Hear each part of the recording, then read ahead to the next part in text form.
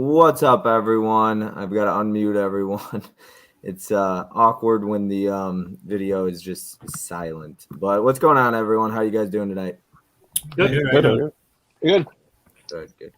The last couple of remembering streams, I forgot to do that. So I'm like, I got to get on that. I got to do a little memorial today.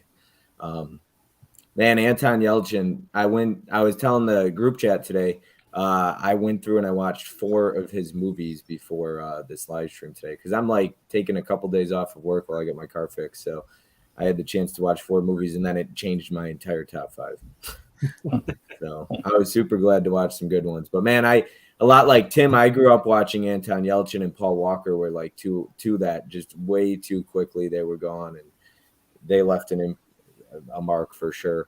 But James, how about you, man? You want to introduce yourself and talk about Anton Yelchin or how you remember him, anything like that? Yeah. So movies with James, a little bit newer on YouTube, been doing it for about probably 4 months now. But I remember him. I'm a big Star Wars fan, but my dad grew up watching Star Trek, and I remember watching the first Star Trek movie with my parents and his reaction to his character.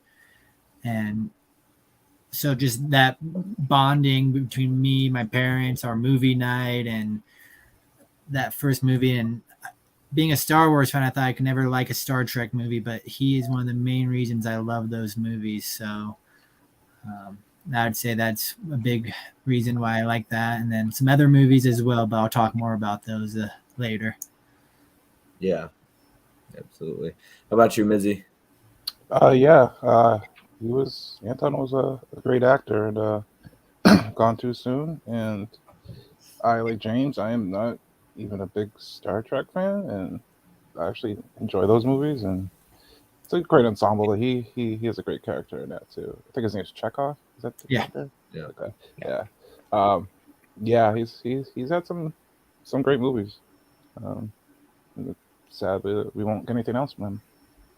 Yeah, absolutely. How about you, Tim? First time I remember seeing him on screen where I went, "Oh shit, this dude has it." Is Alpha Dog, which I'm sure will come up later by someone. Yeah. But yeah, from then on, I started really paying attention to him. He was a child actor before that, even, which that will end up coming up. But dude was awesome the entire time. And like you mentioned with Paul Walker, there's something about I always liked those two, and the way that they both passed just makes it stick in my head that much more. Mm-hmm. Horrible, tragic. So yeah, those are 2 deaths that just stick with me. Yeah, man, I'm exactly the same way. And I think when child actor, I mean, he was in 15 Minutes with Robert De Niro, played just an extra, like not an extra, but he was a kid in a burning building. And then he was also in Along Came a Spider with Morgan. He was also in something else that I'll be talking about. Okay. All right. I'll leave it to you. But how about you, Mark? Yeah. I was trying to think about it today at work, the first movie that I saw him in, and I came to the conclusion that it was probably the Fright Night remake. Because I was just trying to think about like what the first movie I would have seen him in was, because I didn't see Alpha Dog up until like a couple of days ago, and I didn't know he was a child actor, so I haven't seen anything of him when he was like not an adult, basically. So, having been a fan of the first Fright Night, I was like excited to see the remake, and I was like intrigued. I remember like hearing about the announcement that they were making a Fright Night remake, and I was like, oh, okay, that's pretty cool. And I don't think it's like better than the original or anything, but I do enjoy that remake a lot. I think it's got a really great cast. And it was at that point, I think, that I knew that we were probably going to be seeing a lot more of him. In like he was the big thing I think of is just like what did we miss out on? Like what movies would be coming out today that he could have been a part of. So yeah. Going through and watching these 4 movies today, I'm just like it just makes me, I knew he was a talent. I knew he was good, but watching these 4 movies today, I was like, I forgot just how good he was. I told Mizzy, I said, if he were still here today, he would win an Oscar someday because I think he was that good. So. Well, especially since he stuck a lot to indies and more low-key movies. If you think about it, really, Fright Night and Star Trek are the biggest like blockbuster things he did. Yeah. Yeah, pretty much. He was so good. How about you, Stacy? I'm with James and Mizzy. Probably the thing that, not the first thing I saw him in, but the thing that made him stand out to me was Star Trek. I probably saw him in Alpha Dog first because I saw that. I didn't see that in the theater, but I saw it as soon as it came out on home video. Yeah. But like I said, Star Trek was probably the thing that made me notice him, and then went back and watched quite a few of his stuff. I was hoping to get some more stuff rewatched, but I didn't get. This last week's been pretty crazy, and I just walked in the door as we were getting ready to go live.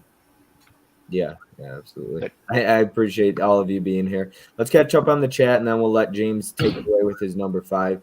And just to keep the stream moving at a quick pace, at the end, we'll kind of do the outro, let you guys kind of tell everyone where your channel is, and you could do your honorable mentions at the same time so we don't have to go through 80 things. But we've got What's Johnny Watching? What's up, cool kids? I know he's been making the rounds tonight. We got Adrian in the house. Thanks for being here. Film Addiction. What's up, Big Bobby in the panel? Smash the hell out of that like button. What's up, Johnny? Cody, my man. Hope you're doing good, brother. Cody says, as fine as I can. We got Spicy 4K action. Hey, what's up, everyone? First movie I saw Anton in was Alpha Dog. Love that movie. Yep. We got Corey in the house. What's up, everyone? Lance Jackson. Hey, Bob. How are you? Happy Wednesday. Star Trek is my favorite, and I remember seeing this actor in the live-action Smurfs movie. And I didn't know he actually can sing. He's got a really good voice. If you guys didn't know that, found that out today. Hey, Bob and everyone. Thanks for being here, Tony P. What's going on, man? Tony P in the house. Hello, my doctors. Working, but I'm here. What's up, Adam? And let's see here. We've got John Doe Juggalo in the house. Congrats last night. He was a top 2 finisher. Holland Oates, what's up, guys? We got Magic here. What's going on, Mike? Appreciate you being here, Juggalo. We meet again. Film Addiction. We got Caveman's movies and more. And I know he wanted me to watch one of the movies, and I did, so I'm glad you're here. I hope you stick around to hear us talk about it. Hey, everyone. Will Smith, that like button. We've got Adam saying, nice showing last night, John. Great lenticulars. Hey, my Steelbook brother, Cody. There's a lot the highs back and forth. We got Mrs. Caveman in the house. She's been around a lot lately. I appreciate you being here and supporting. Thank you so much. Fright Night Remake, Alpha Dog, The Green Room, Odd Thomas are my favorites from him. Thanks for sharing, Adam. We got Commander Nerd here. I think this is the first time I've ever seen him in my chat. Hey, guys, such a sad passing of Anton Yelchin. It was. House of D is a great movie. He also did pretty good as Kyle Reese.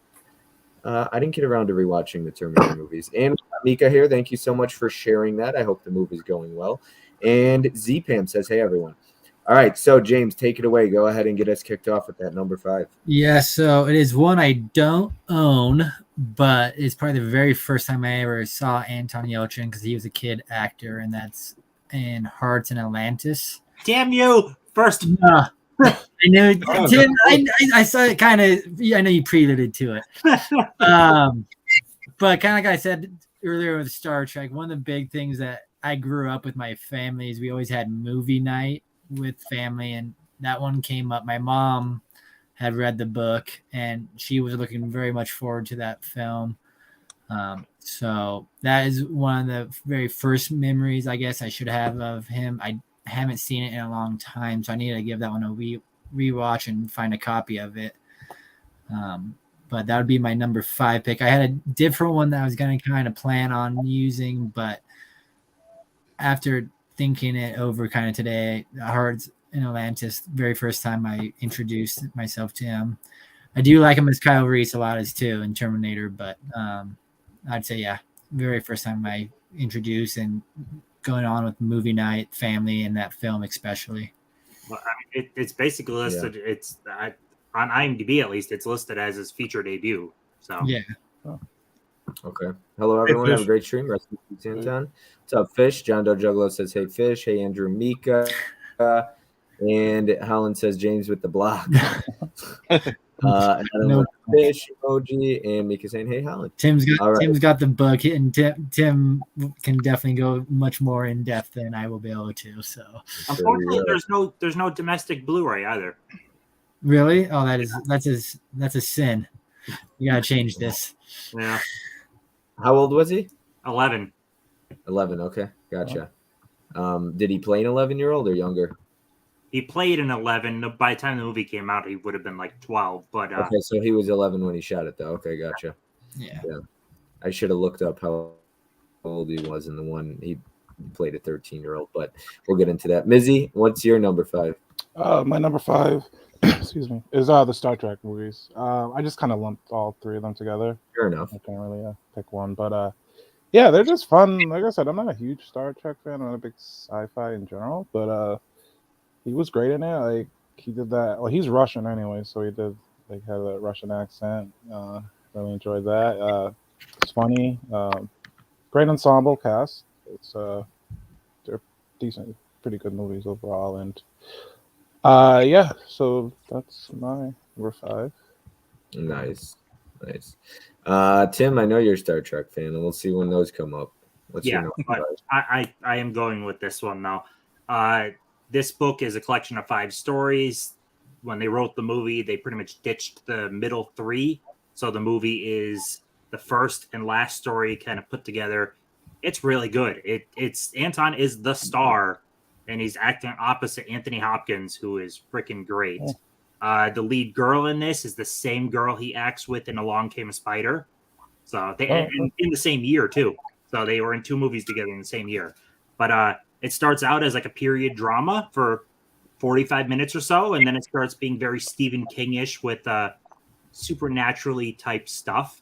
But it never dives too deep into it. So it's really freaking good. It leaves you with questions, but I like that. When did that come out? What year? 01. 01. Okay, so 15 Minutes was also 01. Yeah. He was a very minor character in that.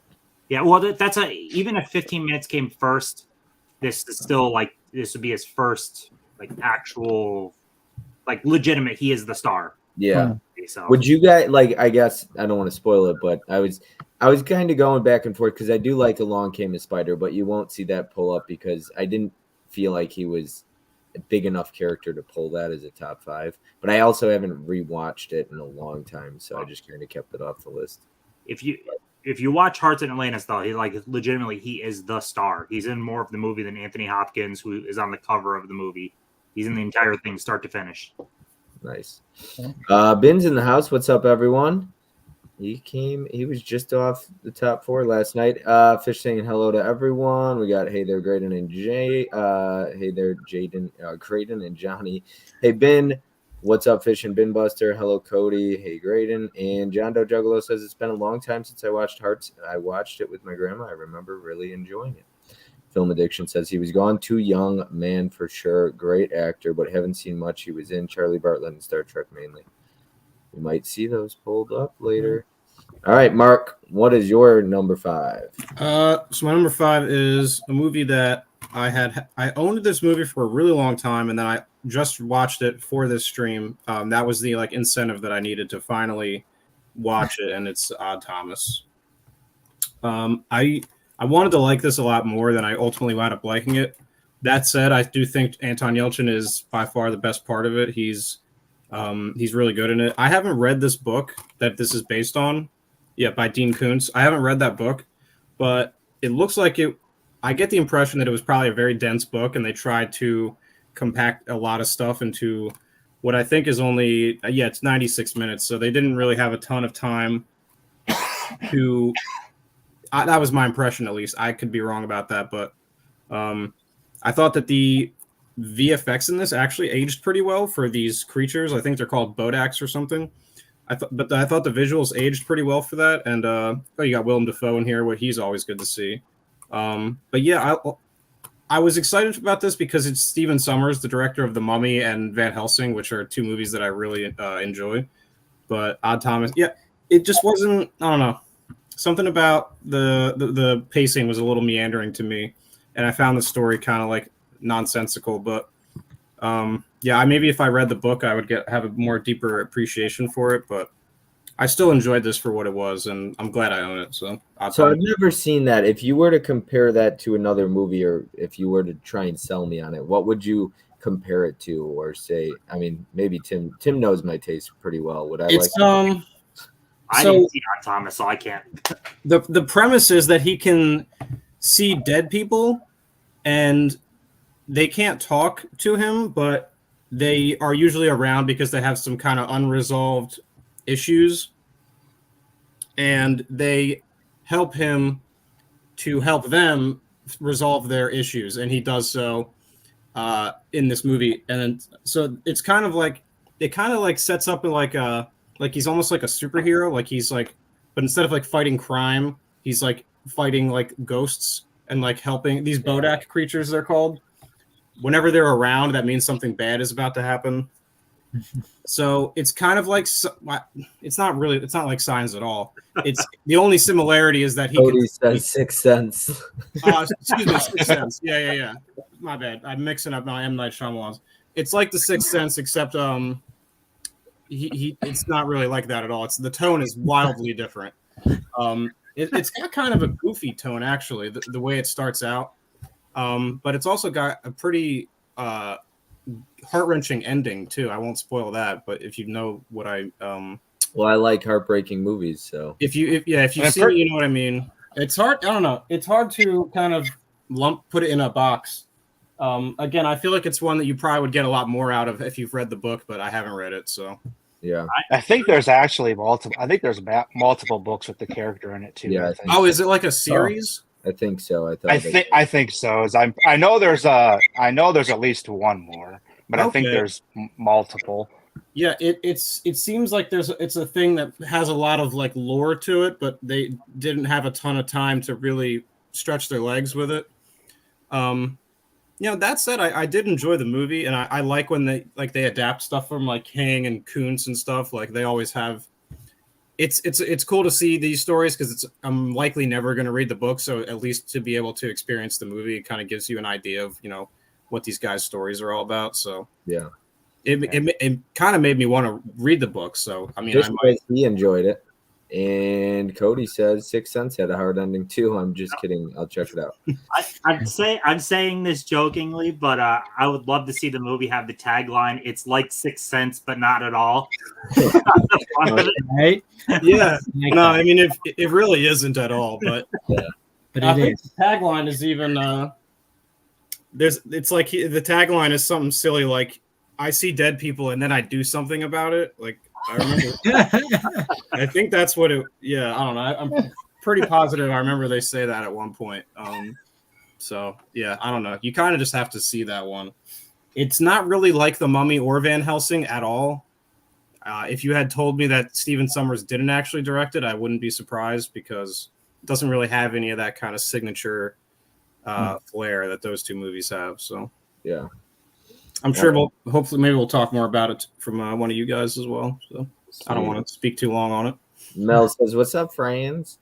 Holland says, "Hey, Mel." A lot of highs back and forth. Melly Mel, hey Mel. All right, Stacy, take it away. Number 5. My number 5 is the Fright Night remake, and this is actually the 3D version, I think. So nice. I just had a lot of fun with this. It's like all of these, most of these I haven't seen in quite a while, and I was hoping to get them rewatched before this, but didn't get to it. And I remember enjoying this a lot and having a lot of fun with it. Yeah, it's a good one. Somebody's not gonna. They were gonna pull that next week, and that they're not going. Yeah, I'm sure we'll talk more about that movie as we go. But I'm kind of curious where everyone stands with that one. If we like it, if we don't like it. Yeah, we'll get into it some more. I know a couple of us have that on our list. I feel like it can be kind of divisive. That one. Yeah, right? I agree. Yeah. Oh, I have such an opinion that people will hate, but yeah.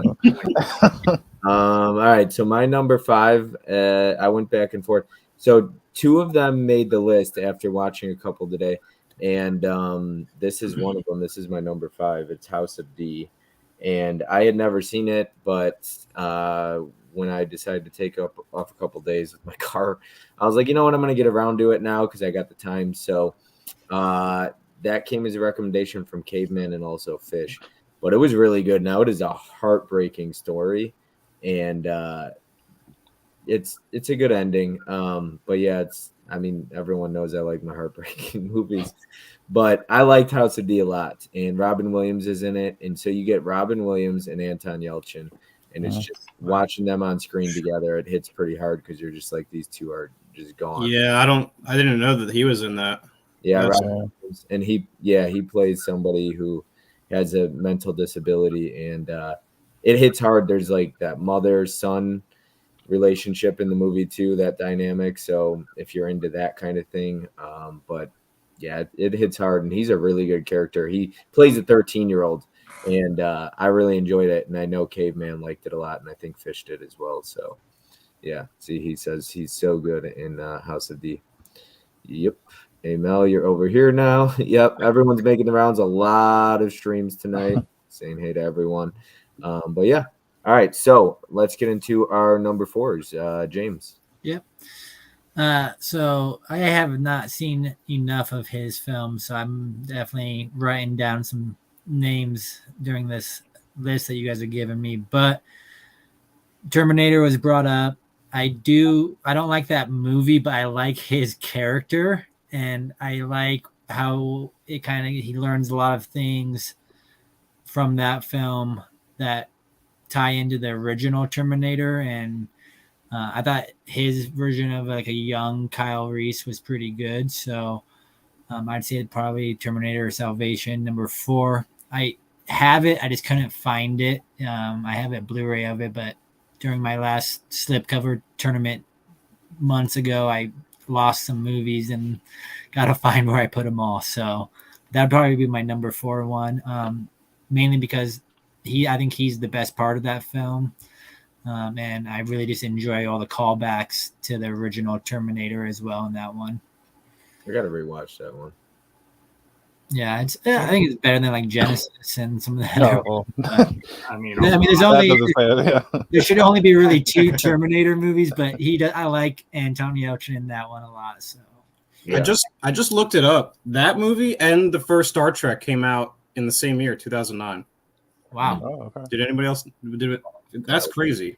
he I had a didn't know busy that. year. Yeah. His career was taking sort of a Shia LaBeouf-esque like Mhm. cat-like thing where he starred in like Transformers and Disturbia and like Indiana Jones, all kind of with it. Like he was really, I think that was definitely a big year for him. Like he Yeah. was really getting in these like big franchise movies. I didn't realize those both came out the same year. That's wild. Yeah. I'm gonna be honest. I forgot that movie even existed. All that Terminator. Like I've just kind of wiped it from my memory. Yeah. Mel Candle in the win. There are no other streams tonight. Winky face. He was in Terminator Salvation. Damn, it's been a while. I actually like that movie. Cody says.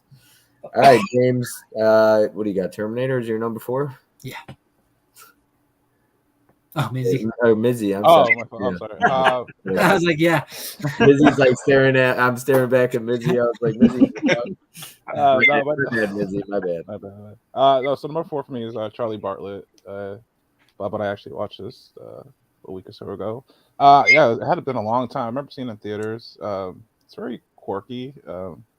He kind of basically goes to this new school and has a hard time making friends, and so he decides to become a script doctor. He writes like prescriptions he doesn't write them, but he gets them from his doctor. He's like a little rich kid, and so he especially I think it was a lot of like Adderall and stuff like that. All the Ritalin. Ritalin. I'm sorry, I was Ritalin. Yeah, and we were talking about how It like, doesn't seem. it doesn't like seem right because the Ritalin supposed to like calm you down, and they're having like wild parties and stuff at the school. But as Robert Downey Jr., he was good in it too as well. I think it was right before Iron Man, and Kat Dennings, and can't go wrong with that. And they have good chemistry together.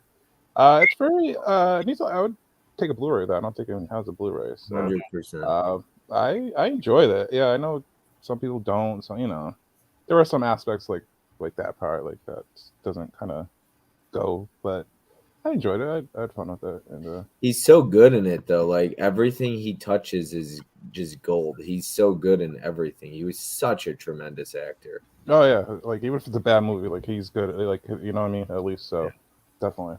Yeah. So that's my number 4. It's a good pick right there. What about you, Tim? Well, let me catch up really quick. We got Cody in the house. What's up, everyone? Don't forget to roundhouse kick that like button. It's cool to see this series back. Thanks, Cody. Appreciate it. Fish says exactly. Holland says Lepke. Cody, hey Cody, what's up, dude? El Duderino, what's up, dude? Adam and Cody, what's good? All right, let's go ahead and get into Tim's number 4. James and Mizzy are just gonna pick mine before I know. Sorry. You got the Blockbuster sticker? Yeah, right. That's Nice. But I mean, it's not like it has a Blu-ray yet, so I know. whatever. Need one. But yeah, I mean, Mizzy mentioned a lot already. I will also say the mother, Hope Davis, is also Yes. the mother in Hearts in Atlantis. So Oh, plays his mother multiple times. oh, I liked Hope Davis in that. she's funny too. Yeah, I mean, it's a fun movie with a great. Yeah, I actually thought like the last 20 minutes was pretty heartfelt. It had some really like good moments that had some emotional moments, I guess. Like, yeah, I enjoyed the last like 20 minutes of that in particular. All right, Mark. Oh, we got Tiana in the house saying, "Hey, what's going on?" Hey, Tiana. Adrian, hey. Tiana? She was just getting off work. Thanks for being here, Tiana. Appreciate it. All right. So my number 4 is the Fright Night remake. I do not have a visual aid because I do not own that movie. But yeah, I discovered the first Fright Night like a long time ago, like probably around 2009 or so is when I first saw that movie. So like I said earlier, I remember hearing that there was a new one coming out, so I was very excited about it. And then I think I saw it and I watched it and I didn't really love it. And then I didn't watch it again for like probably a decade. And then I watched it, I think, a year ago. And I think it does hold up decently well. I think it makes a nice companion piece. As sort of like an alternate sort of like timeline is kind of how I look at it. It's certainly not like, I don't put it over the original by any means. And I definitely want to hear everyone else's thoughts on this movie. It has Imogen Poots in it. I think that's how you pronounce it, right? Yeah. And she's also in Green Room with him. So they work together several times. I don't know. I think Green Room came out after. Yeah, it was Fright after. Night, Yeah, right? it was after. Yeah, Yeah. So, quite a few years. but it's cool to see them back together. They definitely have good chemistry in both of those movies. Yeah, I don't know. Does anyone else want to chime in on the Fright Night remake? Because I'm kind of curious. I think all of us will be talking Yeah. about it soon enough. So Okay. All right. Then, yeah, I guess we'll just let everyone go around then. Imogen Poots with Anton Yelchin, they were just dynamite together. Yeah. With the room and everything like that. I loved the two of them sharing a screen together. Yeah, I think that's probably my favorite whole part of that whole remake is just their chemistry together and their whole dynamic.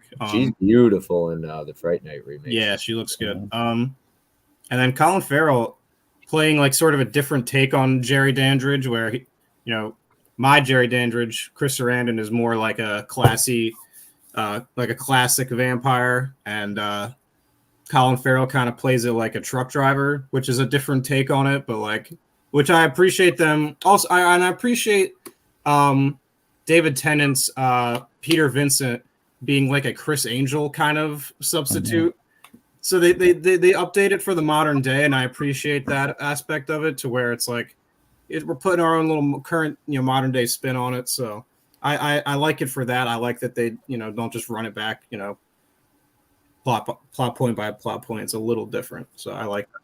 Peter Vincent is, I'll get into it later, but he was my least favorite part of that. Yeah, I mean, I definitely don't like his character, but I like the fact that they went more modern with it, because obviously in the time that was made, like late night TV hosts aren't really a thing. So they're like, okay, what's the next? What would be like the modern day equivalent of that? And they're like, okay, Chris Angel. So yeah, that's fair. Yeah, which I appreciated that aspect. All right, Stacy, what is your number 4? I am going to go with Alpha Dog. Nice. This is another one I definitely wanted to get rewatched. I've seen this a few times, but it's probably been 7-8 years ago since I've seen it. But definitely worthy of my top 5. Fun. I just have a lot of fun with this movie. This cast is awesome. I'm also big fans of Ben Foster and Emil Hirsch, so And I think- Timberlake. Yeah. Yeah, Yeah. he's actually Yeah, good. he was really good. Yeah. Yeah. This cast actually is kind of crazy. I was looking it up, and as the movie kept going, I was like, oh, there's Harry Dean Stanton, there's Bruce Willis, there's Sharon Stone, Vincent Kartheiser from a show I think Tim has seen, Angel, who plays Angel's son, has a small role. I like seeing him because I always recognize him from Angel. And so yeah, Vincent Kartheiser, Amber Heard, Amanda Seyfried. Yeah, I was gonna say Tim and Mizzy's favorite actress, Amber Heard, was in there. Yeah. And then you got JT obviously as well, but it's really like a ton of people in that movie. It's Yeah, kind of wild. For sure are. And Yeah, I and I really enjoy when they get these big casts like this and they actually pull it off. I may be in the minority here, but I think Justin Timberlake is at least an average actor. A lot of people say he can't act to save his life. I think he's okay, at least. I think it's okay. Yeah. No, I think he's solid. I'm probably one of the biggest fans on the panel. Literally, I think he's freaking great in a lot. He's fantastic. I do in too, Social but I've heard Network. people Yeah, tell me Social Network. he can't act. Yeah, to save his Social life, Network, and I'm yeah. like, I disagree. I think he's. Oh great. yeah. I think love Alpha, No, I've never. And I I think love Alpha Dog him in Friends with Benefits too. may have been his first. What's up? So I think Alpha Dog may have been his first movie too for Justin Definitely Timberlake. one of them had to be. Okay, yeah, that would make sense. That's a good question. I would be curious to know what his first movie was. I really like him in In Time. I liked his character in Elf. Yeah, Time's good. Really good. Yeah, I think he's very good in that. And then someone said Social Network. I mean, Oh, I don't. yeah. If he wasn't a good actor, would he be in a David Fincher movie? I mean, Yeah. he's at least competent, you know. Yeah. I think he's definitely. There's even there's an Apple TV movie. I can't remember the name of it. Yeah, now. the one. Yeah, I know what you're talking about. Yeah. That was really good too. I didn't Yeah. see it. Literally, there's not. I haven't seen a single movie where I'm like, Timberlake wasn't that good in it. Like everything I've seen him in, he is good. He was great in that Apple TV one. He was Yeah. great. He played a difficult character in that to play too. So he's a selling point for me. I see his name in it. I'm like, I'm in. I like him. too. I don't. Yeah. No, I think he's only gotten better the more he's been in things. So Yeah. It was Palmer. Palmer, yeah. Yeah. I couldn't care less about his music either. His music, I don't care, but his acting. yeah, no, I don't listen to Justin. Not NSYNC Timberlake. Yeah. We got that Fright Night remake is damn good. I like it a little bit more than the original. So Can't get down with that. I'm just John Doe Oh, Juggler. you wait, Mark. You wait. I think we might be on the same page there, Tim, but I don't want to. The Fright Night remake was so good in my opinion. The 3D effects were awesome. And Tiana with a $27.99 super chat. Oh my Tiana, goodness. badass. Thank you for that. I appreciate it. My favorite movie of his is definitely Burying the Ex. That was the one I was going to rewatch, but I chose to rewatch something else, and I'm glad I did. But I do want to watch that again. Shout out to Brian. He messaged me, and he was like, that's underrated. So thank you again, Tiana, for that super chat. I really appreciate your generosity and kindness. Thank you. We've got, hey, John Doe Juggalo, she says. Hey, Tiana, Alpha Dog has a fantastic cast. Another great pick. That scene where Yelchin is begging not to be shot. That shit. Yeah. Oh, my God, Yeah, we're gonna talk about that a little bit. That I just watched Alpha Dog for the first time like 2 days ago, and I had I knew nothing about it. I didn't know it was a true story. I didn't know. Oh, I can't wait. So yeah, I have thoughts on names, that. Bob, who are these fools? I don't even know what he's talking about. Hey, what's up, Bob? I remember Anton in Star Trek. Loved his character in that movie. We've got y'all don't like. I mean, he was definitely like super prevalent in the zeitgeist when I was coming up, in the early 2000s. So yeah, there you go, Sexy Back. Yeah. That's probably the one I know him most for that song. All right, Stacy, you pulled your number 4 was Alpha Dog, and I'm going back and forth on my number 4 and 3, but I'm just gonna go with this because I didn't get to rewatch it, and I think it's been probably 4 or 5 years since I've watched it, maybe 3 years. But I'm gonna go with Alpha Dog, and it very well could be 3. I could swap 3 and 4. They're exact. It's just that I didn't get to rewatch this, so I couldn't say if this would be like it could be number 2 if I rewatch it. So I'm disappointed I didn't get around to it. But I'm glad I watched a lot for the first time because that's always my goal is to watch movies I've never seen. Alpha Dog's incredible. And we're going to talk about it, but oh my goodness, when he's begging not to be shot and he's Mhm. crying, and he just knows when he gets out of the car and he's like at this abandoned, and he's just like, what? No, and I can't remember Justin Timberlake's character's name in it. Frankie. But what is it, Mikey? Frankie. Mikey. Yeah, and he's just, oh my goodness. It is sad. It's depressing. Everybody gives a great performance. Emil Hirsch. Everybody's incredible in it. And he does, and he gives him, Justin Timberlake gives him the chance to go at one point in the movie. He's like, just I'll get on the train and leave. And he's like, no, I like being here with you, Mikey. And yeah, that's a tough watch. I didn't know it was a true story, and I didn't know that the ending of the movie. So when I was watching it, I had zero clue that was going to happen. I was in shock. I didn't see that coming. You know what I mean? I was like, no way that's going to happen. It had balls, really. Yeah. Yes. Yeah. Something you don't see a whole ton anymore. Saying JT can't act. Oh yeah. I want names, Bob. Who are these? Okay, I get what it. Yeah. Thanks. I think there was one person, and I'm trying to remember who it was, but I can't. Call out. I will if I get the chance. All right, James, what is your number 3? My number 3, I'd say, would probably be like the last Star Trek film, because he wasn't in it as much, obviously. So that one's Star Trek Beyond. Yeah, Did he pass when they were making that, or? I think that was right around that. Well, I know time. it's like around the same time. So Yeah, because the movie ends with the 4 Anton. Mhm. Oh, okay. I didn't even know that. So I love all these Star Trek trilogy, and we've talked already about how I'm a Star Wars fan, but I think that's one of the weaker of the Star Wars movies, and his character just didn't wow me as much as the other Star Trek ones. So that's why I chose that one. And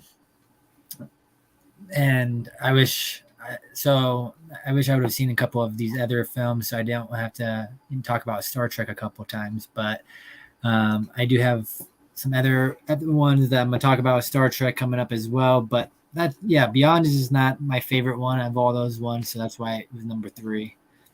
Yeah. What's funny is I loved Beyond. I loved the whole trilogy, to be honest.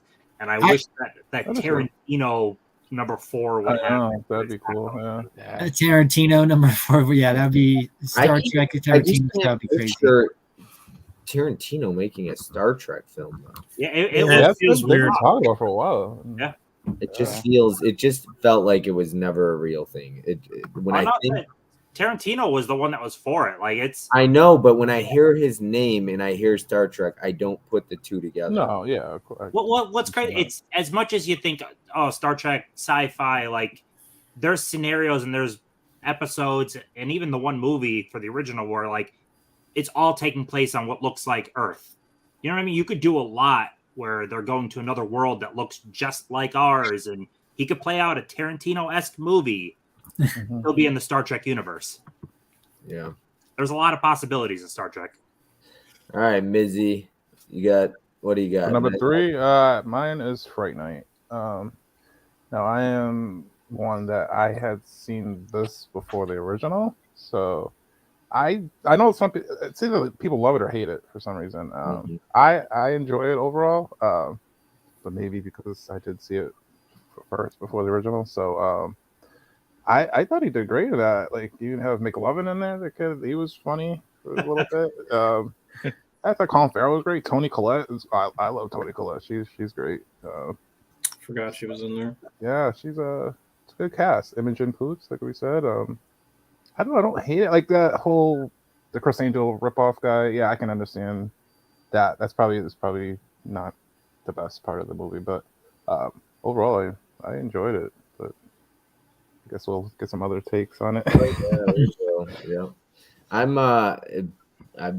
I mean, you'll hear me talk about it soon enough, but yeah, Fright Night. You got to get that 3D lenticular slipcover that I know, right? he has. Otherwise, he'll be pulling it against you. Yeah. Yeah. Tim, you want to show your hand? Let him know if you got the slipcover or not. Oh yeah, that's fine. I have the same one he has. Is that your number 3? God, no, that's not number 3. Okay. You said show my hand on that. No, you'll see that later. Alpha Dog. Nice. You guys have already said everything. That ending is fucking crushing. But I loved this. I mean, you guys have literally said everything to say on it, but it's great. Well, like the best part about the ending, though, too, or not best. There's no good part about it, but it's like, yeah, like you kind of preluded to it a little bit, but he's having the best, best. Try not to spoil it too much. Yeah. We haven't given away the exact ending because I know Cody hasn't seen it, so I'm trying to avoid giving it exactly away. I'm pretty sure he could probably put 2 and 2 together at this point. But he's just partying hard, having fun. Yeah. Exactly. Yeah. No, he pretty much goes from having like the best possible time to the worst possible time. Yeah. More lenticulars, Johnny. It's been so long. John Doe had all those lenticulars. Everyone has to wait till Tim shows Fright Night to talk about it. Holland says, Laren, hey, Holland. I'm pumped. I'll watch it when it arrives, Johnny and Bob. Yeah, y'all hush. Laren, is that my man, Laren? Look at that. Yep, this is. All right. Tim, what did you just go? No. Yeah. You didn't. Oh, yeah, Tim just went. Yeah, Alpha Dog, and you were because you were so brief with it. That's why. Everyone has already talked on no, Alpha. I know you pulled the double pack of it with. I also like Assault on that's a good 13 one. remake. So I like both those movies that you got there. That's a good double pack. All right, we got Mel saying hey to Laren. Tiana says no. All right, Mark, what you got for us? My number 3 is also Alpha Dog. This was a movie that I've had this on my list on HBO Max for like a super long time. And so when I knew that this was coming up soon, I was like, oh, let me bang out a couple of these, so I can speak a little bit more on Anton. So I watched Odd Thomas and Alpha Dog in like the same night. And again, like I said, I had no idea it was a true story or anything. And what's interesting about it, the structure of this movie is it's like they do like these reenactments of like interviews with the real people, but they're actors. It's not like the actual people who this happened to. At least I don't think it is, because so it was very strange. You guys know what I'm talking about? They do like those yeah. I remember like Sharon Stone at the end. It like shifts into like an interview style, like one of those like documentary shows about like these real life murders and stuff. But instead of real people, it's like actors telling the story. So I found that kind of interesting. I was like, are these the real people? I'm pretty sure they're not. So that was kind of interesting about it. And then like I said, the ending took me totally off guard. Something is going to happen. You don't know what. You know that something bad is going to happen, because there's no way this is just going to be, they drop them off on the curb and, wave goodbye. And then you're like wondering, because I had no idea. I'm like, are they going to call it off? Are they not? Is it going to do it in time? And then I'm trying to be vague here, but then the way that it happens is just so blunt, and they kind of just show it. Yeah, it's very unceremonious, and it just like happens and in your face. Yeah, it's just really messed up. And then as the movie was ending, I'm like, okay, well, hang on, like, where is Emil Hirsch gonna get caught? Like, what's going on here? And then the final frame is him saying how he was on the most wanted list for I don't know however many years, and then they finally caught him. Yeah. I was like, thank God, because I was like, if this just ends like without any kind of closure, I was gonna be so pissed off. But no, everyone got caught, and so at least there was some justice. But yeah, no, I was very surprised because I didn't expect much out of it. I was like, this seems very much like a product of its time, one of those like early 2000s kind of movies where I don't know, it's hard to quantify exactly what makes a movie have that specific like stamp to it where you watch it and you're like, oh, that's from this era. But I think we all know what it when you see it. But no, I was really surprised by that movie. It was really good. Most people tend to forget about that movie, I feel like. Yeah, it kind of gets like lost in the shuffle, but I think it's actually pretty solid. It's my number 3. I don't have it, but if I found it for cheap, I would definitely buy it. Yeah. Mel says, "What's up, pretty lady?" to Tiana, and Lauren says, "Hey, Mel." All right, Stacy, number 3. I am going to go with the Star Trek remake, a reboot. we've talked about this. I'm a pretty big fan of the original series and the original movies, and I was pretty impressed and pretty happy with what Abrams did with these. So, I mean, the cast is fun in all these, and it's definitely a fun watch. Yeah. I gotta get around to checking those out. I don't necessarily want to throw out the word brilliant, but when you're making a reboot of a beloved franchise, Yep. they did such a remarkable job at making it new and fresh for a new audience, but still connecting and making sense for the people that have been watching it for decades. Like it's done so well. Tim, you're like a Star Trek fan, and obviously Stacy too. Was his character like a new character, or it could have brought back from like the original? Like, did he's like? Well, Chekhov is an original character. Okay, but, I wasn't for sure. But yeah, because this is a whole different timeline. It's his own version. Yeah. Like wait, so is there a version of Chekhov in OG Star Trek, or is it a new? Yep. Okay, so it's not like an entirely new character. Nope. No, actually, like none of all those characters are original characters. Yeah. Just this is the other alternative reality versions of them, which is what's a Stacey Kelvin timeline, right? Yeah. Yep. Yeah, so I don't actually have these movies on my list, so I just wanted to say real quick that I really liked how, because I've always found Star Trek to be so overwhelming and like something that it's like not very accessible because there's just so much of it. There's like 5-6 different series, probably more than that, as well as all the feature films, and it's like, where do you even begin? So I've never really, but then those movies felt like something that you could just watch, like you were saying, Tim, and you probably get more out of it if you are a diehard Star Trek fan, but it's not a prerequisite. Like you can watch these and totally just enjoy them on their own merits, and it functions as like its own sort of self-contained story. Yeah, you absolutely don't need to watch anything else to see them. Yeah, the crazy thing is that the original series is probably the shortest series of them all. So I think it's only 3 seasons. 3 seasons, yeah. And I think everything else, every other series has went quite a bit longer than that. Was that black and white as well? No, it was color, right? Yeah, it was like the 60s, right? Yeah. Yeah. I think so. Yeah. Yeah, there's just so much Star Trek because there's like, where do you begin? You know, like Deep Space Nine, Voyager, so the Next Generation, right? Most of the individual shows you can start and watch them without having seen the prior shows because they're taking place sometimes hundreds and hundreds of years apart from each other. Like they're not even. It's not like they're at the same time. You could watch any of them. You'll hear like different references, but they don't mean anything. Like, oh, I can't follow this show. So you could start with the Next Generation. Huck should be here if we're talking Star Trek. Huck should. I was going to ask: is there like crossovers, kind of like again the way they had them in like Buffy and Angel, where there would like be crossover stuff? Was there ever like multiple Star Trek shows running at the same time? Did they not? I don't think in the same time, but did they do some Deep Space Nine and Generation stuff? There's slight crossover stuff. That's kind of cool. But none of it is, again, where it's like forcing you to have seen the other stuff. Even with the original Star Trek movies, like after Star Trek was well finished, during Next Generation, they were making actually a little bit before the movies with the original cast. You can follow that stuff without having watched any of the show. Like all of the stuff works pretty well self-contained. I mean, it makes sense that they would do them that way, you know, so that everyone can understand them. You know, I feel like they wouldn't make it so that you have to watch all this other stuff.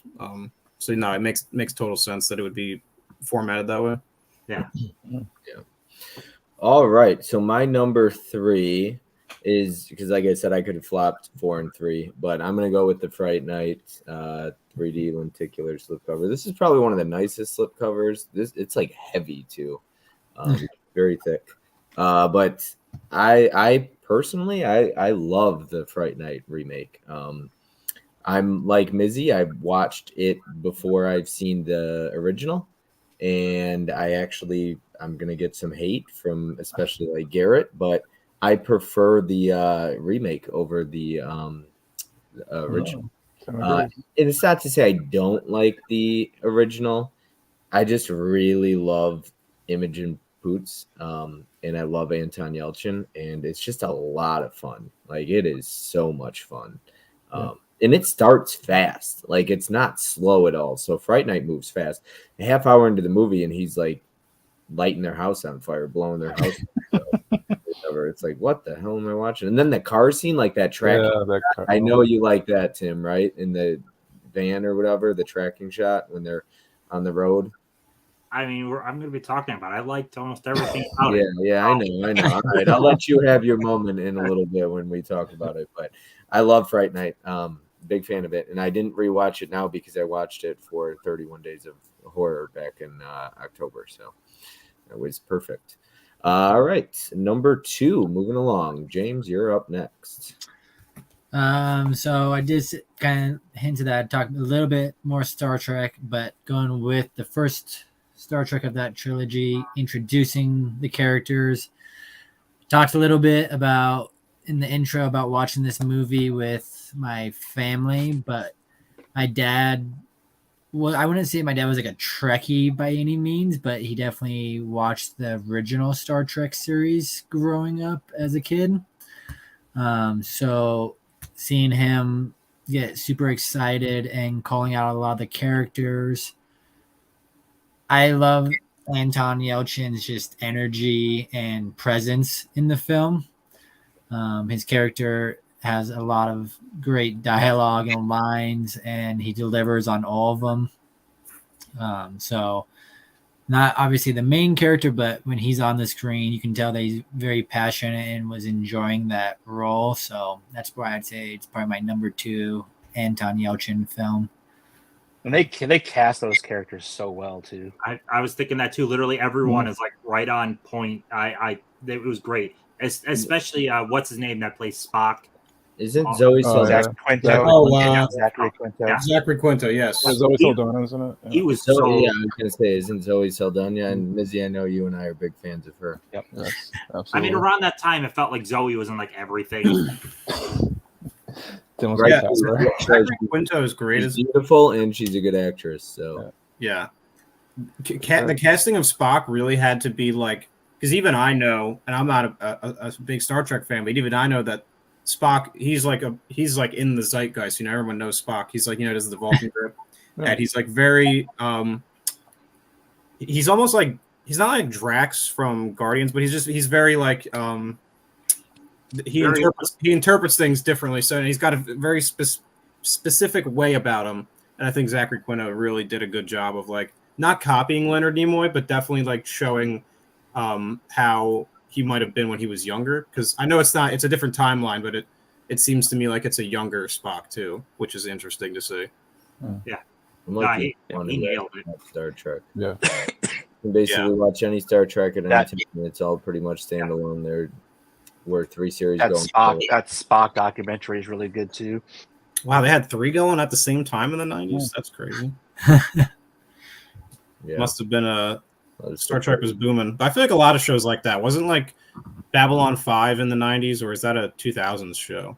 No, that's 90s. Is that 90s? Yeah, wasn't there? I feel like there was a lot of like Star Trek adjacent stuff coming out in that time. I think I think we disappointed Mel, Tim. Oh, I got more to say, Mel. Don't worry. Yeah, I know she's a big OG Fright Night. I hope everyone puts House of D on their list because I don't think people are aware of it at all. Just saying, it was my number 5, Caveman. Film Addiction says haven't seen the OG Fright Night in a long time, but when I watched it, I was like, this is what everyone's talking about. Love the Oh yeah, Cody. I was the same Cody and I absolutely cannot fucking stand Roddy McDowell. I can't co-sign this. Yes, that would be this is slander. Blasphemy. Perfect. All right. So Mizzy, you're up next, I believe, right? Yep. So number 2 is Alpha Dog for me. Yeah, I remember seeing that in theaters, open a weekend. I think that's probably one of my first, because that came out like 2006, I believe, something like that. So I want to say it's 2006, yeah, something like that. Yeah, so that was probably where he stood out. I had seen like Along Came a Spider, but I didn't know who he was when he was a kid. So yeah, I mean, that's a stacked cast, and he stands out. Obviously, I mean, I know he's one of the main, but it goes off in different directions too, different stories and stuff like that. So, yeah, like we said, we all talked about it. He's great. The ending is tragic and sad. You know, 2007 for Alpha Dog. 2007. Okay, yeah. So that was like 15 years ago. Yeah, no, Bob knows I'm not one on movies that are emotional or stuff like that, but that actually hit me when I first saw it and just fell for him, and Yeah. just him like begging Frankie, Justin Timberlake, and Yeah. he was just talking him through. You got to tape your arms up. I'm sorry, blah blah. Yeah, so so it hits home. It's very impactful. So Yeah. that's 2 for me. All right, Tim, what's your number 2? Number 2 is Star Trek, which we have talked a decent amount on already. So I don't really know what I can add. I already mentioned, I think it was pretty brilliant in creating this and making it work as a reboot and a connecting point. So yeah, I love it. I love it a lot. I chose this one because it's the first. I love the whole trilogy. I think they're all pretty great. So I remember hearing a little bit about people were not happy about the way that they handle the twist in the second one. yeah, I'm trying to be vague. I'm trying to be vague here, but and I don't have a horse in the race, so I'm wondering how you might feel about that as like a Star Trek fan. it was a retread of what's been done, but Yeah. I didn't care because Wrath of Khan is an amazing movie.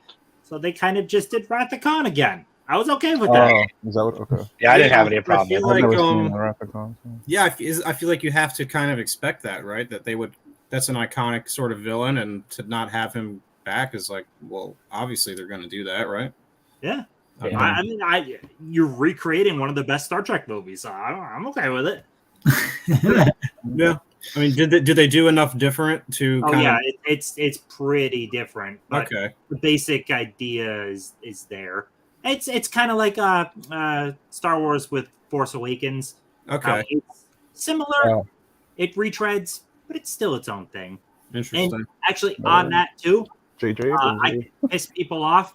Star Trek over Star Wars all day, every day.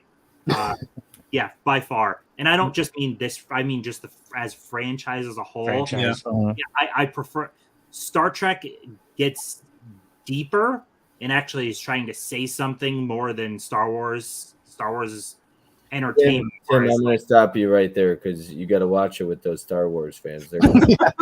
I felt still feeling it months later, man. That means put Tim on my block. There was a time when I would have disagreed with you about that, Tim, but I think now, we're in 2023, yeah, Star Trek definitely feels like it has way more hits than misses versus Star Wars. And Star Trek seems like it's just about like normal people. Like nobody has superpowers in Star Trek for the most part, right? It's kind of just like normal dudes, right? For the most part. For a lot of it. And like even episodes of the show, there could be an entire episode where it's literally just about diplomacy and trying to get through differences versus, I mean, Star Wars it's entertainment, it's fun, but Star Trek tries to say something more. I feel like Star Wars doesn't really get. It's pretty shallow as far as themes go most of the time. Yeah, especially now. I mean, I don't want to get too off the rails. Oh God, now it's the kiddie pool. Yeah, let's not get too deep down that rabbit hole though, because we could do a whole stream on that.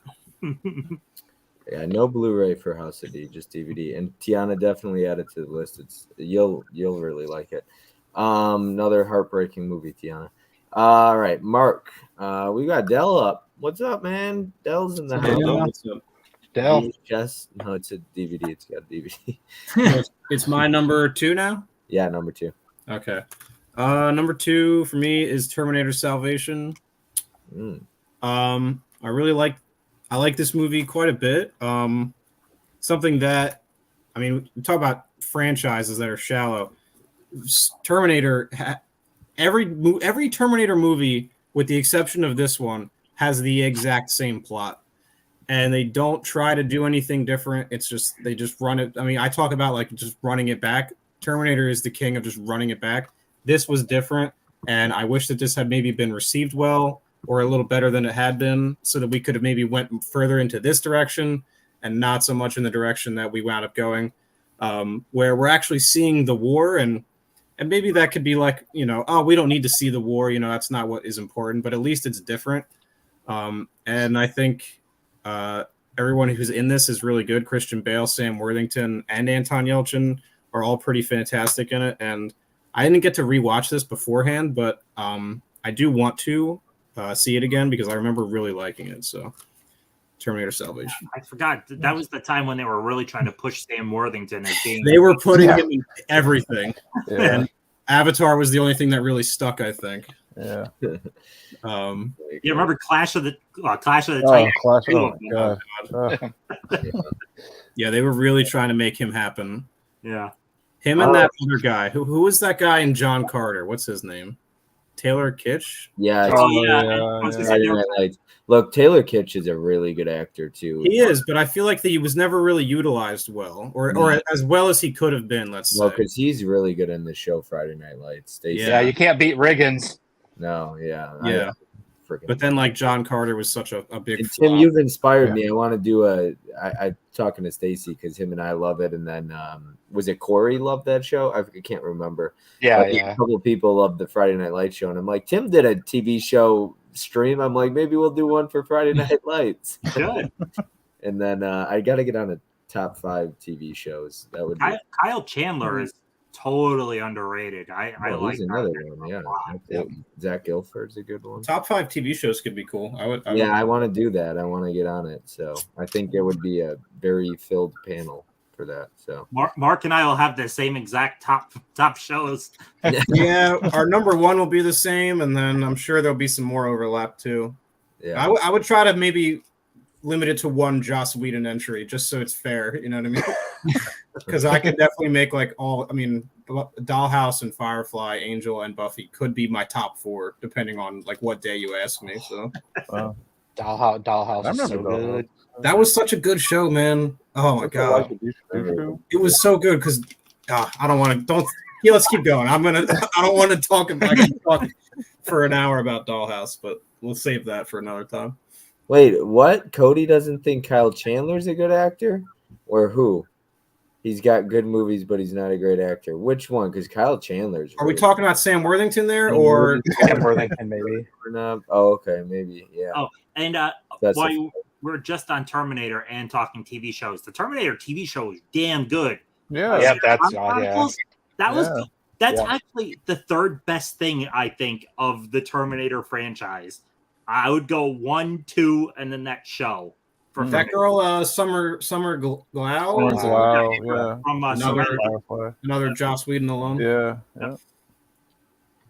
Cool. Yeah, I heard that was all right, good Stacey. Yeah, it was good. What is your number 2, Stacey? I'm going with Odd Thomas. DVD. It's not anywhere. It's like a great movie by any means, but Anton is awesome in this. Man, it's just that I like the humor that's in this, and Pops hung up on DVD. Bob is format shaming you, right? Right. Well, the DVD and it's got a Blu-ray. What are you doing? What? Whose signature is that on there? Dane Koontz. Oh wow! Did you meet him at a convention or something? Nope. I actually got this. He used to sign stuff through the mail really well. Oh, okay. Because I think I got a couple books of his that he signed for me too. That's super cool. See, Bob, it's a signed DVD. Yeah, that's why he's got the DVD. Yeah, it's a signed DVD. I don't care about signatures. Sorry. Yeah, Tim's the autograph whore. I like that. I could be considered an autograph whore too. I used to be. Man, I probably had at one time. I bet I had 5,000 autographs at one time. Holy shit! Tim, if I ever send you a movie, I'm gonna include just a postcard of my best autograph possible, just for you. But seriously though, isn't it? Especially when you meet them though, it's cool if you love a movie and the person that portrayed the character that you love meeting them in person and getting to talk about it is Mhm. fucking awesome. No, I'd I'm rather I agree. I'd rather not pay, and I'd rather meet you for free, Tim, and have you sign something. Yeah. I'm no, the gonna- whole the whole I'm just the whole teasing. con- I'm I'm with bringing the Tim whole on my the con scene, the convention scene is so different now. I'm bringing my When I used to 4K go, of Tim, it health was like back. 10, 15 years ago. As I went to Texas Frightmare a couple times and Oh, a it's couple in probably Kansas City, and it was like it was so much different back then. It was so much cheaper. It's like I think the most back then we paid for somebody was $30 or $35. And you didn't have to pay for pictures. You got pictures with them. You didn't have to. yeah, it's a Well, lot I'm more. gonna be getting some autographs soon. 6 days, 7 nights, and 40-year-old virgin Yep. from Stacy. Yep. Tim, I'm gonna have you sign New York Ripper and Hellfest for me. It's no doubt that autographs are expensive, but like I said, it's that experience and those memories. Like Yeah. it's so cool meeting people that if I enjoy their performances, I'd like to talk to them about it. Tim, I would appreciate the picture more than the autograph. I like both of them. You don't collect the autographs, but even just the autograph brings the memory. You know what I'm saying? Like looking at one of my autograph posters, it actually still brings that memory of meeting them. It's like I enjoy that whole experience. And when I met Tony Todd, I didn't even get an autograph. It was just a picture. And it was free because it was a premiere of Hatchet 2. It's like the only celebrity I've ever really met outside of Tim. My best story is I got cut in line by Gary Busey at Texas Frightmare. It was pretty crazy. Oh, jeez. Gary Busey. Because he was trying to talk to Tom Skerritt, and I was like next person up in line. He just walks over. It's like, well, you're gonna wait. Jeez. I've met so many famous people for free, or even pennies that I can't even imagine paying. But then I think he got kicked out of the convention before it was over because he got shit faced. Yeah, me and Tim are heading to Monster Mania here in a couple weeks, and so we're gonna be spending Nice. we're gonna be spending some money on autographs, and I'm already dreading it, just thinking about how much money I'm gonna have to spend at that thing. I love Dell's response here. The only autograph I care about is the one on the paycheck. That's great. I met Jeff Foxworthy, just shook his hand. Well, I met Tony Todd in the bathroom, and we were both in the same, right next to each other in the urinal taking a piss. Same girl. Oh, that's a memory you'll never forget. No, I won't. It was Yeah, just no the two of us in the bathroom, and then That's awesome. just a funny memory. So, All right, he was like huge. He's tall as hell. Yeah, he's big too. Gary Busey seems like he'd be a wild dude. He is crazy. Yeah. Who's are we on? Signed by Gary Busey would be the highlight of my life. That's signature. I think he got in trouble recently, actually. He did, yeah. At Monster Mania, if I'm not mistaken. I heard about it. He's got. There's a lot of con stories about him. All right, I'm going to pull my number 2. I don't own it, so I just got done watching this 2 hours ago. And as the credits rolled, this was one of those movies, it's a very heavy movie. I had never heard of this until today, and I was looking for one more. Did you say Rudderless? Yeah. Yeah, that's exactly what it is. I knew you were going for. I went on my Letterboxd, and Movies with Ryan and Movie Buff Beth both had given it 5 stars. So I was like, okay, I could trust their, judgment. So I watched it and I gave it 4.5, but yeah, Rudderless right here. This movie, the ending, when it just, it's like the perfect ending. It's hard to end a movie like that, but as it ends, he pulls a DVD of Rudderless. I mean, it's a plain archive Blu-ray. You got Nice. Oh my God, are you serious? Hold on. Plain archive is nice. Wow. Yeah, I remember when you got that. Looks really nice. Where do I get that? I need it. I mean, I don't know. It's probably gone now. And then it's got a pick. Well, the pick fell down, but yeah. Well, Tim, when I'm at your house in October, if it goes missing, you might want to hide that actually. But Rudderless was so good. Tim, it's not going to make your top 5, but it's so good. It's very heavy, and that ending hit me. And as the credits rolled, I was like in tears just kind of watching it. But there's a huge father-son dynamic in it, which always hits hard for me. And the topic, though, it's extremely heavy. and it's a powerful movie, and it's really good music, and Anton Yelchin sings a lot in that. So I would highly recommend everyone checking out Rudderless. It is not an easy watch necessarily, but it is a very good movie. So yeah, that's my number one or number two. Tim, you're a fan of it though, obviously, I assume. Yeah, it's really good. Yeah, but not good enough to make your top five. I mean, I Green Room didn't make it either, and I really like Green Room. So Yeah, I can't believe that. But yeah, I mean, this is a cool addition, and I made you jealous, so all good. All good. Instead of Tim checking out eBay and his wallet hurting, I know, right? Bob's wallet is That's a good one, right? because of Tim. It's Rudderless. full circle. It's only got an American DVD. So, all right, James, I'm gonna look it up right now. What is your number one? It's been talked about a bunch, obviously, already tonight, but that is Alpha Dog. I absolutely love this movie. We've talked about it a whole bunch, but from start to finish, this movie's great pacing. Anton Yelchin's character has just such a roller coaster of up and down life events during I think it's only like 90 minutes or so. It's not very long. Oh no, it is 2 hours. It feels like a 90-minute movie. It goes by quick.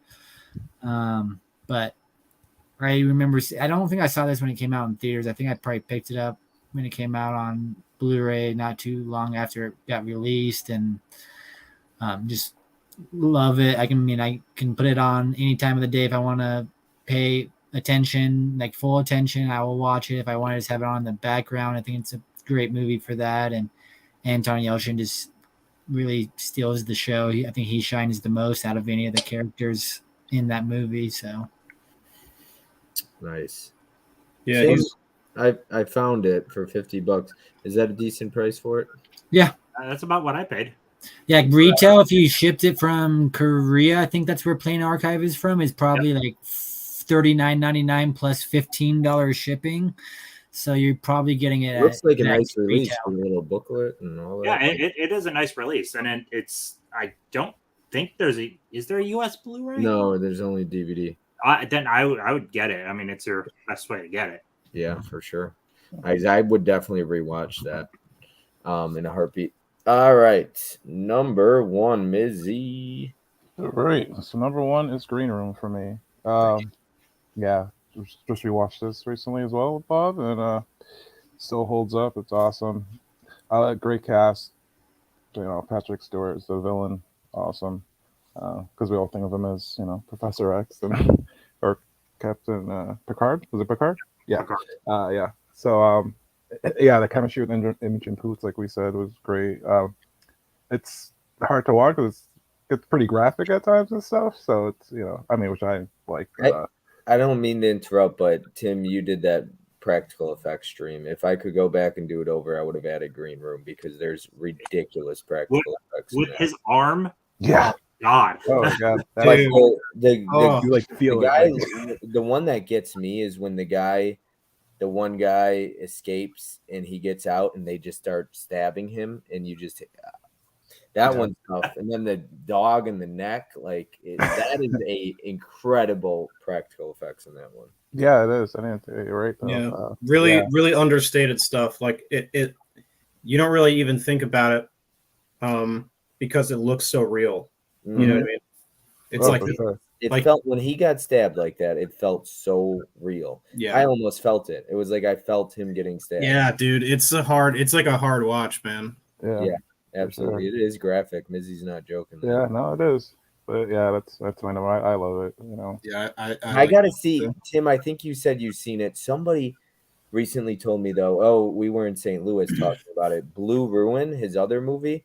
Tim, you said you've seen that. No, I didn't. That's the record store owner is the one that recommended. He was so high on Blue Ruin, which is I forget the director's name.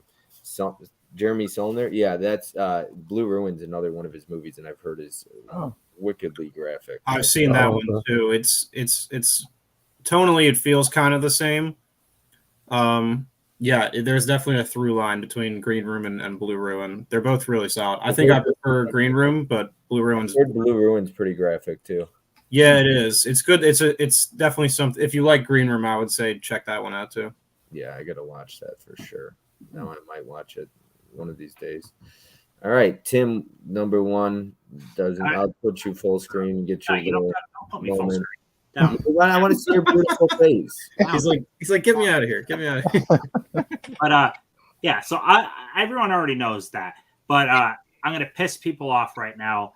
But a good chunk of time, the 80s is better. Like I'm running a top 25 80s. I love the 80s. I watched this when it came out. I watched it when it came out, and then I kept hearing how fucking amazing the original is. I'm like, I gotta see it. It's an 80s movie. The original is typically better. I can't wait. I watched it. Oh my God. I'm not going to hated, but I strongly dislike. I was bored as fuck. I did not like that movie at all. It had zero rewatchability for me. I'm sorry, Mark. I finished it, and that you ever watch something and your thought goes, "What the fuck do people?" What the fuck did I just watch? I hope Garrett just popped in just to hear Tim say that. I did not like it at all. So, so one of the things I like fun in movies. I find this fun. I found zero fun in the original whatsoever. So fuck that one. This one has god awful CGI, fucking terrible CGI. But everything else, I enjoyed the hell out of. I have a great time with this. I love the casting. I have a good time start to finish. I actually like the Chris Angel type character. My only complaint is the CGI blows. But it's I love it. I don't care. Fuck the original. Wow. I mean, I just want to show off all my different copies of Fright Night, signed by Chris Sarandon and Amanda Pierce. There you go. And I have my VHS here. Wow. But that's all right, Tim, because it takes all kinds of people to fill out the population of the world, and we can still be friends. So Yeah, Mark, I know you're very opinionated, and that's something I appreciate.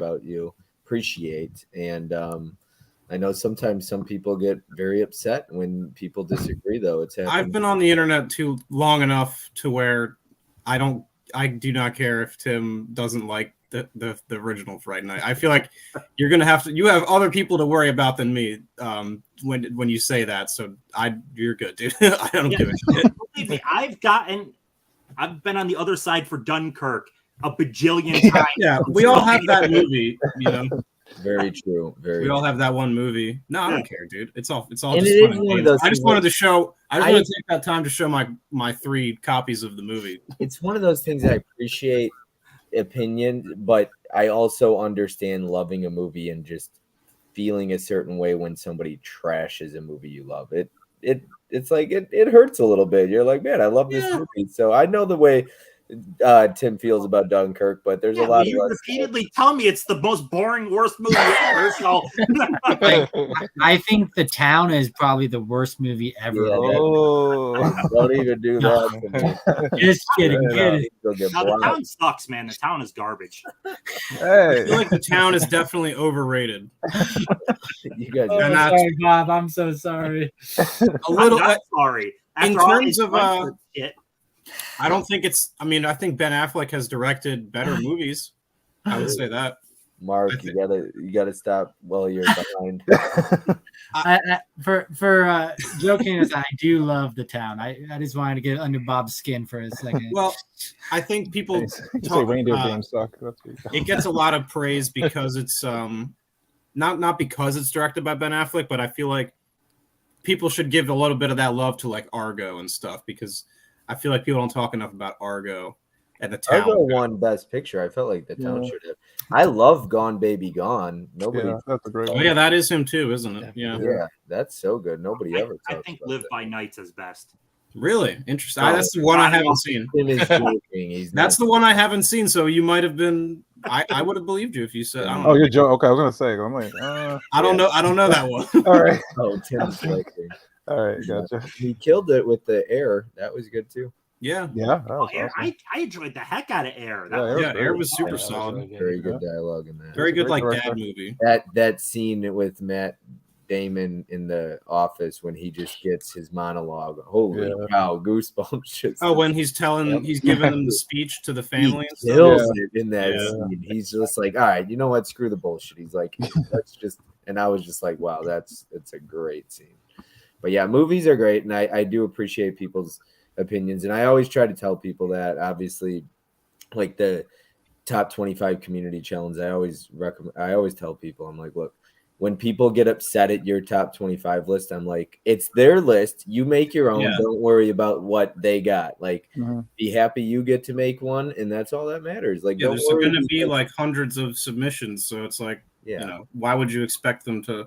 Oh, it's just such a stupid conversation to have It to is. have. Like, I mean, but you got to constantly tell people that. Like, this is a reminder. This is my list. It's subjective. yeah, They have my number one is whatever, and I understand that this is hated worldwide. yeah, but Mark, just think about it. I'm probably going to be the only person you'll be on a stream with that will have trashed Fright Night because most people love that one. right. I have had Bob, Sue, and Mike all on streams. Not just tell me they don't like Dunkirk. That would be one thing. Tell me it's literally the worst movie they've ever seen. Oh, that's hyperbole. That's got to be hyperbole. I mean, No. Dunkirk is not the worst movie I've seen. I just told me yesterday or 2 days ago what the worst movie I've ever seen is. So it is not Dunkirk. no, yeah. I mean, as far as I'm concerned, man, I've been on the internet long enough to where things like that just you can't be bothered by that. Worst you know? movie I've ever seen is This Is the End. Because you know what? There's plenty of movies that Tim and I do agree on, and I would rather focus on those ones than like let that bother me. You know what I mean? Bill says Blue Ruin is amazing. I recommend to you as well, Bob. Larry KB. No worries, Tiana. KB's in the house. I caught the beginning of this conversation. Say it ain't so. Thank you, Tim. Tim and I agree on something. LOL. Laughing emoji. Tim, no. Dunkirk is a masterpiece, just like Fright Night. And this is where Holland gets blocked. Holland, Gone Baby Gone is Affleck's best directed movie. That's a good question. I don't know if Air's coming to physical. I heard it might be. I hope it I know does. I think I Amazon, heard but- some. I think I saw something. Yeah, I Amazon think- is pretty. A decent amount of Amazon originals have come to Blu-ray. They're Are they? pretty old. Okay. I would see it. I can see it coming. It Yeah, did well we at the made box it to office. theaters for a little bit. We all know my thoughts about the worst movie ever made was Kill Her Goats. I'm excited to see the overall 25 80s list. No, Johnny, you got to tell us again. All right. You should be up, Mark, right? Oh, I am up, aren't I? All right. Number one for me is Green Room. We talked a little bit about it. I love this movie. I think it's I don't know that I would call it a horror. I guess it's a horror adjacent, maybe more of a thriller. But it's something that like maybe like the first time I got done watching it, I was like, oh, that was pretty, that was intense. I don't know if I would ever watch that again. Then some time goes by and it really sticks with you. And you're like, I kind of want to watch that again, as messed up as it sounds, because it's so violent. Like the violence in this is portrayed so realistically. It feels like a situation that could happen. Nothing is really like too elevated to where you're like you have to suspend your disbelief. No, it all feels very real, and that's what makes the violence kind of feel even more real as well. And it's just this situation that these kids are in, and it just escalates. And yeah, I mean, if you haven't seen this one, just know that it's very violent going in, but it sticks with you. Anton Yelchin's fantastic in it. The rest of the kids are all good. I think there's a girl from Arrested Development who's in it. I can't remember her name at the moment. And there's a couple other guys, but and they stand out as well. I don't remember their names, but the whole cast of kids is good. And then Patrick Stewart, not in it a ton. He's in it probably just enough, I would say, as like this kind of menacing leader who's like looming over our group of protagonists. I might watch this again tonight. I don't know. It's been a while. It's not something you can watch frequently. I'll say that much. It's very. You just feel for the characters too. And you're like, you want to see them get out of this situation. Like that's what makes it you get invested, and there you go, Aaliyah Shawkat. Okay. It's you get invested, and you want to see them get out of there alive, but you know they're not all going to get out alive, and it's really solid. Yeah, it's excellent. All right, Stacy, number 1. I'm going with Charlie Bartlett. Oh, nice. Oh, nice. This You ate don't is have the quirky. It's blockbuster sticker. what's that? You don't have the blockbuster sticker like Tim does. I know, but at least it's the good. At least it's the good version with all the special features on it, not the MGM $1.25 one that doesn't Oh. have anything on I it. didn't know there was two. Oh. Yeah, because it was at Dollar Tree, and it's Oh, one that's at Dollar Tree is just the movie and nothing else. Did they okay. ever put that out on Blu-ray overseas? Good question. I don't know. What's a label you could see picking that one up, you think? Kino. Kino's the answer to everything. You think that's a Kino title? I could see it. You Yeah, could, I can see well, like you said, anything could kind of fall under Kino's umbrella. They're so versatile. Yeah. Mhm. I think it could be Kino, maybe MVD. MVD would be cool. I could see like a Shout Select. I could see Mill Creek putting that. Oh, out. Shout, yeah. Shout Select would be cool. Mill Creek, though, for sure. Yeah, could also fall under that umbrella. Yeah, Charlie Bartlett does not have a Blu-ray anywhere. It doesn't look like. That's a shame. I wanted to rewatch that one for this, but I just didn't have the time. I've seen it like a decade ago, and I remember digging it, but The I couldn't put it on any of my lists because it's been so long. this is gonna sound stupid because it might have even closed a long time ago. The Amazon deal for MGM is done, right? They own them because this would be an Amazon. Yeah, they own it now. I think. Yeah, that's true. Yep. Plus, you get to see Drake in this.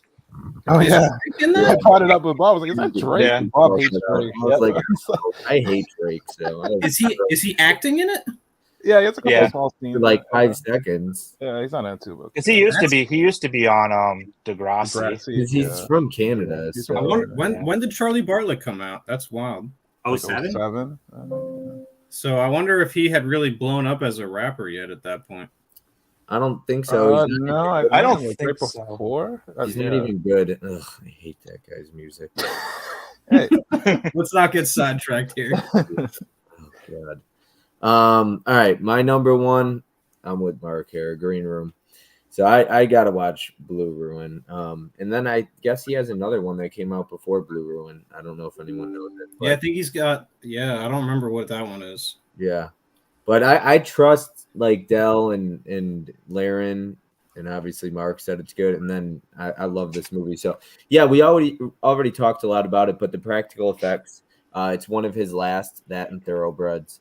And it's just heartbreaking. And he gets his hand cut in half kind of Oh God, dude. pretty early on in the movie, and they duct tape it. And his acting, once again, he just plays that so well because you feel for him, and he plays it off like it's so real because he's terrified. And they don't show it happening, but you hear it happening, and you hear the Oh God. in his voice. Oh, the scene where he like, is it him who sticks his hand like through the door?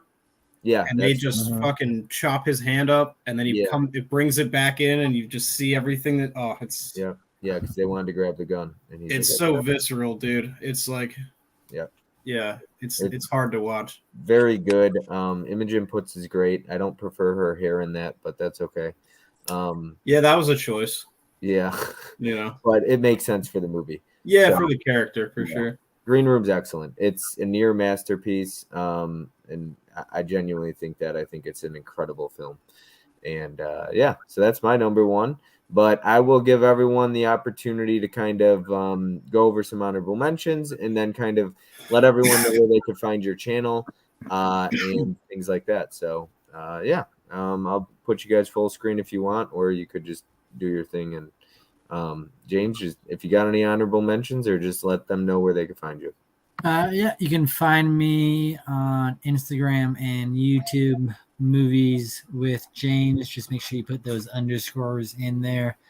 I got my computer fixed, so I'm back to shooting some videos and editing some videos, so expect a bunch of YouTube videos coming soon. I am excited to check out a bunch of more titles that people have pulled, and a lot of films I feel like I should have seen already. So it was a lot of fun hanging out with everybody on the panel, discussing great films.